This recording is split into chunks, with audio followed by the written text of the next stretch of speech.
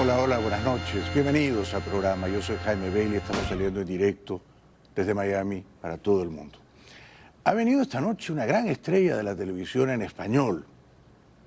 Se llama Franklin Andrés Camargo y es una estrella de Univisión y de ViX en el programa Línea de Fuego. Yo le entrevisté hace más o menos 4 años, justo en vísperas de la pandemia, y ya quedé absolutamente impresionado con su inteligencia, con su pasión, con su locuacidad. Así que, a pedido de ustedes, aquí está de vuelta el gran Franklin Camargo. Bienvenido, buenas noches. Muchas gracias, Jaime, qué privilegio. 4 años, ha pasado muy rápido. 4 años. Ya tengo 26 años, en ese entonces tenía 22. 22, sí, increíble. Es increíble. Te felicito por tus éxitos. Gracias, muchísimas gracias. ¿Estás contento en Línea de Fuego? Sí, es debate diario, constante. De lunes a viernes es probablemente el único show que tenga debate de jóvenes sobre política estadounidense en español y que lo pueden ver en cualquier parte del mundo. Es muy interesante. En cualquier parte del mundo, extraordinario. Así es. Extraordinario. Línea de Fuego en ViX. Y está además como ancla ahí un periodista muy respetado y querido de origen colombiano, Luis Carlos Vélez. Así es, Luis Carlos Vélez, un gran amigo además y muy buen periodista. Modera ahí el debate, está en el medio. Muy bien. Y es muy interesante. Invito a todos a que los vean. ¿Y siempre hay un punto de vista liberal y un punto de vista conservador? Sí, y también hay puntos de encuentro, como debería serlo. Y normalmente en el último segmento intentamos tener un tema, un tópico más juvenil para tratar de alejarnos quizá de esa discordia, Trump, Biden, republicanos, demócratas, y tener un punto más jovial sobre temas diarios, noticiosos. Podemos hablar de inteligencia artificial, por ejemplo, y otros tópicos muy interesantes. Pero sí, es un debate que además representa una polarización que existe en el país, una polarización que incluso existe dentro de nuestra comunidad hispana, pero hay que llevarlo de la forma más pacífica posible y con la libertad de expresión que afortunadamente tenemos en este país. Claro, y queda bien que lo digas tú, que eres venezolano de origen. Sí. Hay que celebrar la libertad de expresión. Acá tú le puedes decir lo que quieras al presidente, que es un viejito, que es un anciano, que está senil, que está decrépito, y nadie te persigue, no viene la policía a tu casa. Y así debería ser. Claro. Hay ahora mismo muchos movimientos, sobre todo de mi generación, que hablan de discurso de odio y cómo deben prohibirlo. Y mi pregunta siempre es, ¿y quién ha de determinarlo? La libertad de expresión, la primera enmienda, no existe para que las personas que están de acuerdo contigo, Jaime, o de acuerdo conmigo, puedan hablar. Es para que precisamente las personas que están en desacuerdo con nosotros tengan la oportunidad de hablar, a veces de ofender, incluso de mentir o estar equivocados, pero han de tener su oportunidad. Y ahí estaremos nosotros quizá para debatirlos o refutarlos, pero eso es lo hermoso de la libertad de expresión. Qué inteligente eres. Incluso el odio, si no incita al delito, yo por ejemplo puedo decir, yo odio al dictador Maduro, es parte de mi libertad de expresión. Tengo el legítimo derecho de odiar a un dictador. Y además opinión muy sabia de tu parte, porque para mí es un deber moral odiar a los tiranos como Nicolás Maduro. Es un deber moral, ¿no es cierto? Son odiosos esos tiranos. Y para ponerlo en perspectiva y lo valiosa que es la libertad de expresión, aunque también le dé voz a personas que estén equivocadas, es que tú esto que estás diciendo y yo no pudiésemos decirlo en Venezuela, en Cuba, en Corea del Norte, en Rusia. Y es por eso que hay que apreciar mucho la libertad de expresión, que aquí además sí tiene límites, pero son los límites muy bien planteados. El tema de la incitación o la difamación, muy específico, pero abarca muchas cosas. La oportunidad de hablar, de expresar, sin que el gobierno utilice su fuerza para intentar callarte. Tal cual, tal cual. Bueno, entonces, es casi oficial, todavía no tiene el número mínimo de delegados, que son 1.215, pero ya no tiene rivales en la cancha. Trump es el candidato presidencial del Partido Republicano. Yo pensé que Nikki se iba a quedar un tiempo más para darle pelea. Se ha retirado, aunque ella ha dicho suspendo mi campaña. No ha dicho la retiro definitivamente, ha dicho suspendo, ¿no? ¿Te parece que Trump era la mejor opción entre todos los precandidatos republicanos? No, no lo era. Y de verdad creo, y muchas personas que coinciden conmigo diariamente quizá en estos momentos estén molestos, creo que habían mejores opciones. Por ejemplo, Ron DeSantis, una de ellas. Nikki Haley en muchas posturas considero que hubiese sido muy bien para el país. Y además, cuando vemos las encuestas, Nikki Haley hubiese derrotado a Joe Biden por 8, 10 puntos porcentuales. Qué importante hubiese sido incluso un mensaje de ese tipo. Ella tiene un discurso que En el debate político actualmente escuchamos Nikki Haley es una falsa republicana. En muchos tópicos de libertad de mercado, Estado de Derecho, Constitución, es una señora conservadora, clásica, Sí. muy a lo Ronald Reagan, que ha Exacto. sido un presidente sumamente exitoso. Ahora, Donald Trump es lo que el Partido Republicano, los seguidores del Partido Republicano han elegido, y yo creo que han empezado tres cosas. Principalmente que aún lo ven como un presidente en turno. Su base y sus seguidores lo siguen viendo como un presidente en turno. Es verdad. Y es el estas presidente en Palm Beach, pero el presidente. Correcto. Y las primarias tienen un comportamiento que ha sido muy similar a ello, a pesar de que el Partido Republicano organizó debates. También los otros candidatos recibieron muchas donaciones. A pesar de todo eso, la percepción que se tenía de Trump era la de un presidente en turno. Por un segundo punto, yo creo que ha ayudado el factor nostalgia.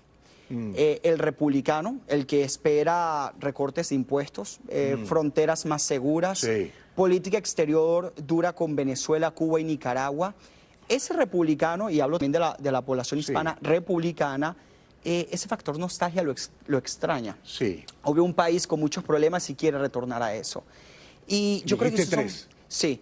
Y por último, yo también diría que ha influenciado mucho algunos de sus casos legales. Que sí, podemos tener cuestionamientos sobre algunas actitudes que él ha tomado, pero cuando vemos que una fiscal de New York en 2018, Leticia James, hace campaña diciendo que va atrás de él y efectivamente gana su posición como fiscal en esa ciudad ultra progresista y dice, los negocios que has hecho, has inflado las valoraciones de tus propiedades. Los bancos son tus víctimas. Y los bancos van y testifican y dicen, nosotros no somos víctimas. Claro, claro. Nosotros hicimos tratos con este señor y nos pagaron. Que además es un componente bastante socialista de esos casos. Porque yo personalmente, apasionado del libre mercado y del capitalismo radicalmente, yo no creo que el gobierno debe tener un lugar en una transacción de dos entes privados en donde tú y yo estamos de acuerdo, no hay quejas, los dos aceptamos, y después viene una fiscal y dice, no, es que tú estafaste, es que hay víctimas. Sí, sí. Eso a cierto sector de la población, como por ejemplo también sacarlo de la boleta en algunos estados, aunque la Corte Suprema de Justicia ya decidió a favor del expresidente Trump, yo creo que eso ha pesado. Sí, Ha terminado sí. Estoy de acuerdo. pesando en alimentar y fortalecer a su base. Estoy de acuerdo. ¿Ha hecho bien la Corte Suprema en habilitar su candidatura presidencial? ¿Habría sido un error prohibirla? Sí, considero que habría sido un error e incluso es una decisión unánime. Recordemos que actualmente la Corte Suprema de Justicia tiene 6 magistrados, 6 que han sido nominados y sostenidos por presidentes conservadores y 3 por presidentes liberales. La decisión fue 9-0. Y cuando uno escuchaba la audiencia, habían dudas de parte de los jueces y escepticismo en diferentes temas. Recordemos que ellos estaban haciendo uso de la enmienda 14, sección 3.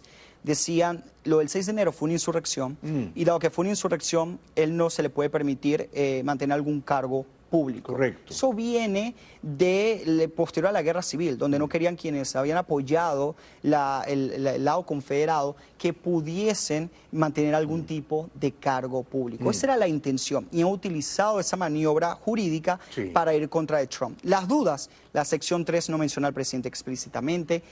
No hay ningún caso que certifique que evidentemente Donald Trump incitó una insurrección. De hecho, tiene 91 cargos. Ningún cargo es precisamente por insurrección. Hay de todo en esos 91 Claro, cargos. la Corte razona, Ninguno es de insurrección. La Corte razona, un Estado no lo puede descalificar como candidato, Correcto. tendría que ser el Congreso. El Congreso. Ahora, ¿fue una insurrección lo del 6 de enero del 21 y Trump la lideró, la comandó, fue el autor intelectual?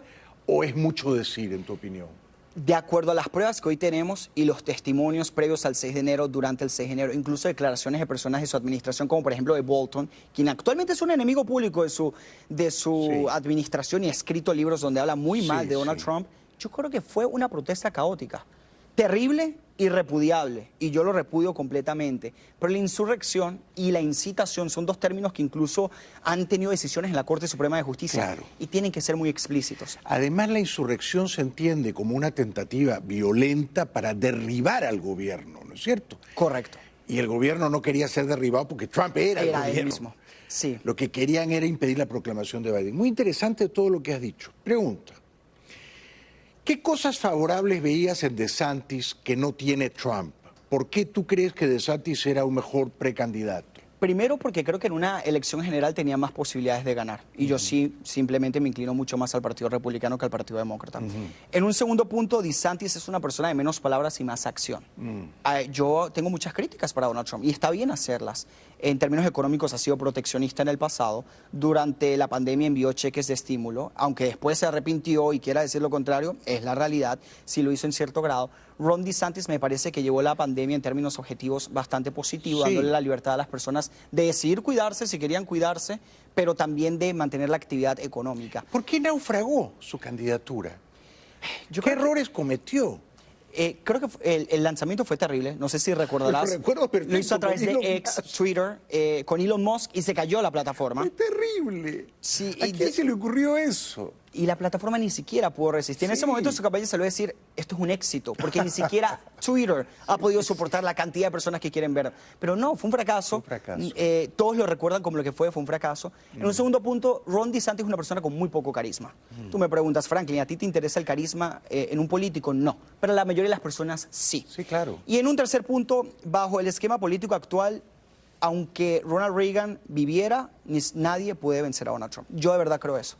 Yo creo que en las primarias Sí, republicanas sí. actualmente nadie pudiese derrotar a Trump. Es Estoy de una acuerdo. fuerza política impresionante. Estoy de acuerdo. Cuando dices nadie le puede ganar, ¿incluyes a Biden? O sea, ¿crees que Trump el 5 de enero, si Biden finalmente, como todo indica, ¿no? Es el candidato demócrata, ¿va a ganar Trump? Lo digo en las primarias republicanas específicamente. En unas elecciones generales, si las elecciones son hoy, yo creería que Donald Trump gana Sí, yo e también. incluso ganaría el voto popular. Sí, yo también. Pero en noviembre es una eternidad política. ¿Qué puede pasar de aquí a noviembre que lastre la candidatura de Trump? Por ejemplo, si lo condenan, ¿no?, de un juicio criminal y lo llevan a la cárcel, ¿eso puede dañar su intención de voto? Sí, porque las elecciones aquí la definen los independientes. Y principalmente en algunos estados. Hablamos de Pensilvania, Michigan, Arizona, Nevada, los swing states, los Sí. estados péndulos. Y ahí los independientes pesan mucho. Casi todas las encuestas nos muestran que si Donald Trump es imputado finalmente, es declarado culpable de muchos de los cargos que tiene, muchas personas dicen, yo no votaría por él. ¿Tú crees? Interesante. El fin de semana leí en el New York Times, en todos esos estados que tú has mencionado, Georgia, Sí. Arizona, Nevada, Pennsylvania, Michigan y Wisconsin, Trump está arriba en todos. Sí. Carolina del Norte también, Sí. todos. Pero por 4, por 5 y 6 puntos. Sí. O sea, en este momento yo creo que Trump gana tranquilo, Sí. sin transpirar.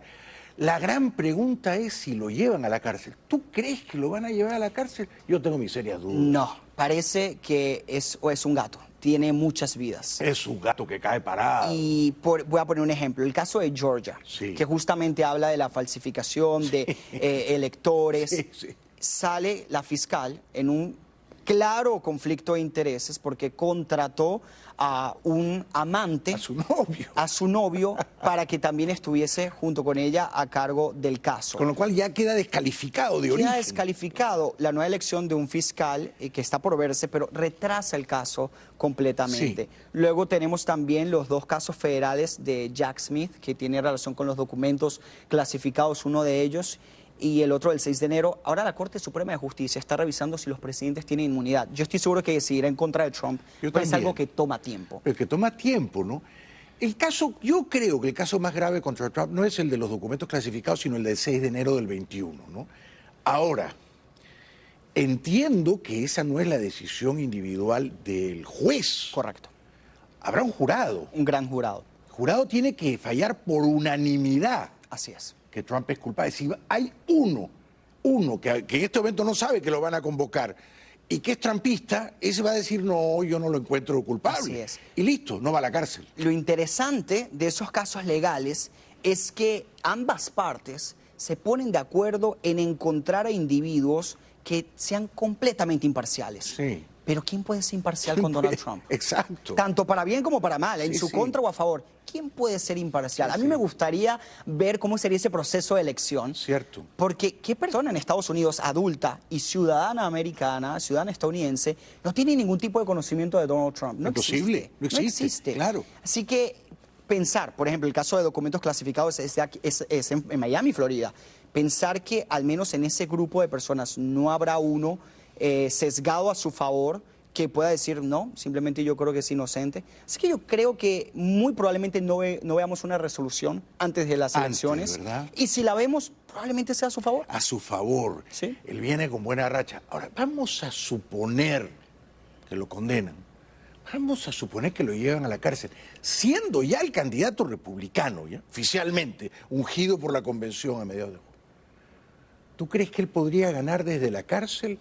Digamos, tiene un carisma tan poderoso que aguanta la cárcel. Me cuesta creerlo, pero se trata de Trump. Si tú a mí me preguntabas el 6 de enero de 2021 o el 20 de enero, cuando él deja de ser presidente, si él tenía oportunidades en 4 años, yo hubiese dicho rotundamente no. Pero ha revivido, se ha renacido en sus propias cenizas. Sí, sí.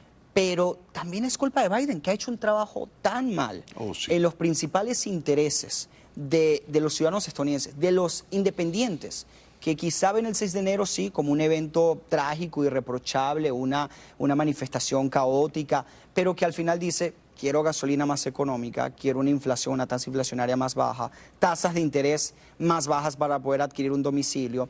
El conflicto en el este de Europa y en el Medio Oriente son también un tema interesante y de preocupación que quizá por fortuna o por falta de fortuna o error ha pasado durante su administración. Y son cosas, la salida de Afganistán que llevó también a la trágica muerte de ciudadanos estadounidenses, son elementos que en este cúmulo de 3 años pesan y hoy los independientes parecen estar más cercanos a Donald Trump. Ciertamente. E incluso Joe Biden tiene un reto con su propia base. Cuando da el discurso del Estado de la Unión semanas atrás, vemos como personas que lo apoyaban a él estaban trancando calles. Esas son personas que lo apoyan a él. No significa que van a votar por Donald Trump, quien probablemente es más pro-Israel que el propio Biden, pero pueden que no voten. Sí, yo estoy convencido y las encuestas lo revelan que más o menos 15 o 20% de quienes votaron por Biden en el 20 no van a votar por Biden en el 24.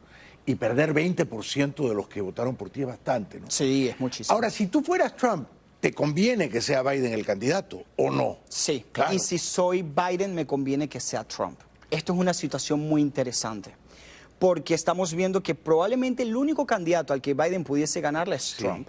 Pero el único candidato al que Trump pudiese ganarle es Biden, ¿no? Porque los demócratas tienen mejores, ¿o no? Sí, sí.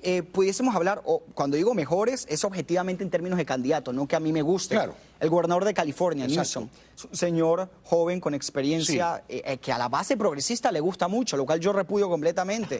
De hecho, tiene una polémica con una empresa, con el aumento del salario mínimo, no sé si lo has visto. Sí, sí lo he visto. Y hay incluso Kamala Harris es impopular, algunos estiman que más impopular que el presidente Biden, pero parece ser que hay mejores candidatos, evidentemente, que él. Luego, Frank. Y del lado republicano, las encuestas nos muestran que otros candidatos hubiesen ganado por un margen mucho más amplio, mucho más ancho en una elección general. Sí. Pero hay un tema de edad, hay un tema también de desgaste político, y es una de las elecciones que sin duda alguna serán muy interesantes y estarán en los libros de la historia. Oh, sí. Antes de ir a la primera pausa. Biden tiene 81 años, en noviembre va a cumplir 82. Ha sido un presidente mediocre. Yo creo que su peor fracaso es la frontera. Sí. Pero también Venezuela, Cuba y Nicaragua, ¿eh? Se ha equivocado mucho, mucho, mucho.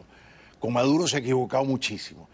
Ahora, tampoco es que es, digamos, tampoco es que está absolutamente hundido en la decrepitud, ¿no? Es decir, razona, todavía razona. ¿Por qué Biden no puede entender que no le conviene ser candidato? Que va a dañar su legado, que quedaría mejor ante la historia dando un paso al costado. ¿Por qué no entiende eso? Es una cuestión, yo diría que humana, ¿no? Yo al inicio pensaba que era un tema de ego. A los seres humanos quizá les cuesta reconocer que su prime ha caducado. Es verdad. Que el mejor momento de forma ya no está allí. Es verdad. Quizá, y entiendo que para muchos, para mí incluso es difícil imaginarlo porque soy bastante joven, pero debe ser complicado llegar a un momento de tu vida en donde te dicen, no puedes hacer esto, no tienes la energía, la capacidad cognitiva o intelectual. Exacto. Además, después de 40 años de estar en la política, hay algo muy interesante. En 1983, Joe Biden daba la respuesta a Ronald Reagan del Estado de la Unión. 41 años después está dándola como presidenta. Y vemos que es su vida, es una vida en política. Una vida en política. Y probablemente sea difícil por cuestión de ego y de naturaleza humana reconocer que su tiempo ha pasado.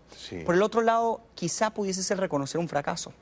Porque recordemos que lo más lógico indicaría, si Joe Biden no es el candidato, sería Kamala Harris. Pero el Partido Demócrata dice, si es Kamala Harris probablemente perdemos, porque esta señora no... Nadie le gusta a esta señora. Sí, es cierto. A eliminar esa fórmula, con tan solo 4 años en el poder, sería reconocer un fracaso que también tiene su peso electoral. Entonces no va a ocurrir. No va a dar un paso al costado. No va a ocurrir. Y a esto le agrego algo.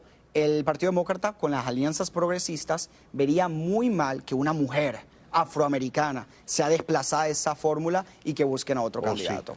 Al menos que fuese Michelle Obama, que ya lo ha descartado. Que ya lo ha descartado. Tenemos que ir a la pausa.